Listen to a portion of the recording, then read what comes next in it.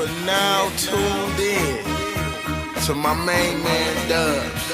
If you want that garbage, go somewhere else. If you want that music that matters, he came to the right spot. Hey Dub, talk to him. This is not for the weak-hearted. Ever since the beat started, the flow switched up from... What's up, fight fans? This is Counterpunch with Counterpunch Boxing News, and I have some new news concerning Roy Jones Jr. The great, legendary Roy Jones Jr. says that Deontay Wilder had no chance against Tyson Fury and urges the WBC champ to prove his greatness. And this is what he had to say. He said that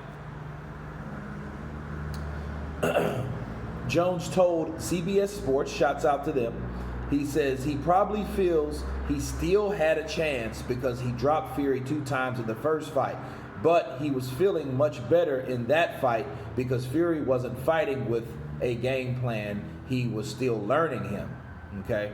In the second fight, Fury had a great game plan and was executing it to a T. He was executing it, and there was nothing to do for Wilder but to go downhill. There was no uphill for him in that fight, and anybody that thought he had a chance is crazy because Fury had broken him down from round 1 and he was going downhill since then. If Wilder thought he had a chance, he was wrong, and I'm sorry, but that's what the facts are. So he said you can't call Fury an all-timer because the bully, Wilder, just hadn't been bullied yet. The bully beat a lot of people, don't get me wrong, but if you look back at the names on Wilder's record, they don't add up to the names on Mike Tyson's record. Those are the words of Roy Jones Jr., and I agree from the beginning to the end. First, Wilder did not have a chance of winning that fight. Based on his own excuses, he didn't have a chance to win that fight. If his legs were shot before he got in the ring, he didn't have a chance to win that fight. Why? Because he couldn't even throw the punches that he needed to throw. His power is from his back foot. Yes, if his legs are gone, how the hell is he going to throw that punch to knock Tyson Fury out of there? Think about it, okay?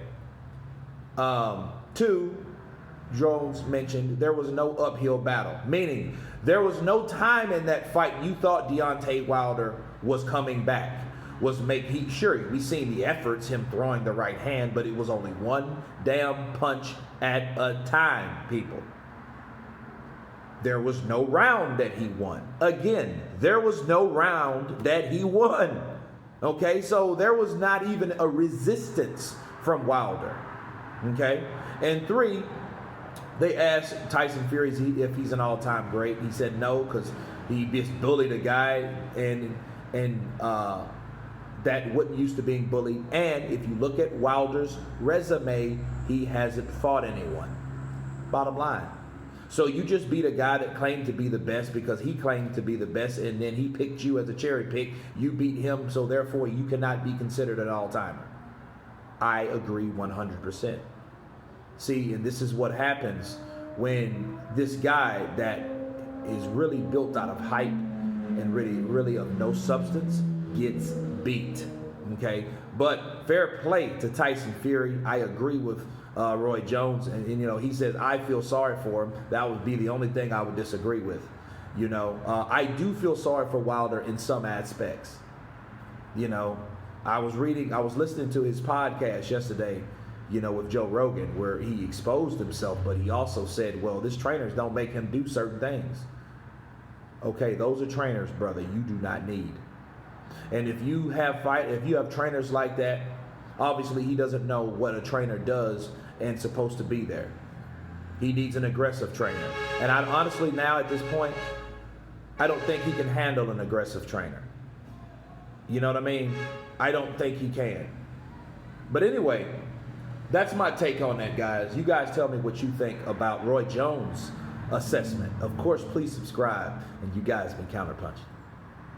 Peace.